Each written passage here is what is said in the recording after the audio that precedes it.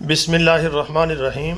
السلام علیکم ورحمۃ اللہ وبرکاتہ۔ جزا اللہ عنا سیدنا محمد صلی اللہ علیہ وسلم ما هو اہلہ۔ مکس ٹی وی چینل دیکھنے والے میرے دوستوں اور ناظرین، اللہ رب العالمین آپ پر اپنی رحمت کرے اور پاکستان کی بھی خیر فرمائے، امت مسلمہ کے حال پہ اللہ رحم فرمائے۔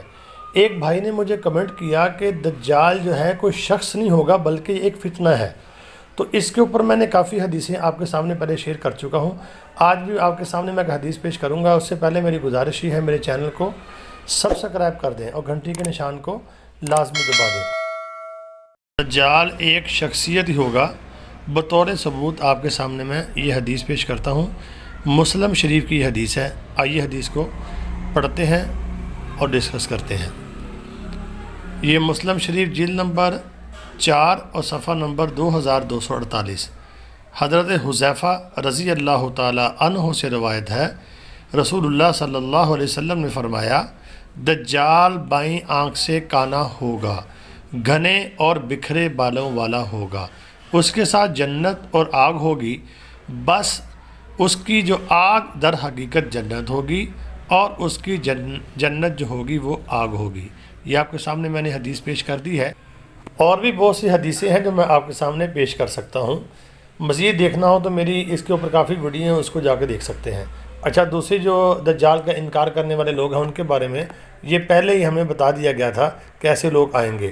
حضرت عبداللہ بن عباس رضی اللہ تعالی عنہ نے فرمایا، حضرت عمر بن خطاب نے خطبہ دیا اور یہ بیان فرمایا، اس امت میں کچھ ایسے لوگ ہوں گے جو رجم سنسار کا انکار کریں گے، قبر کے عذاب کا انکار کریں گے اور دجال کی آمد کا بھی انکار کریں گے۔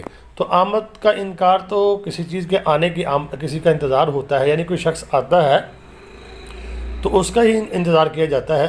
تو شفاعت کا بھی انکار کریں گے ان لوگوں، یعنی کہ گنہگار مسلمانوں کے جہنم سے نکالے جانے کا بھی انکار کریں گے۔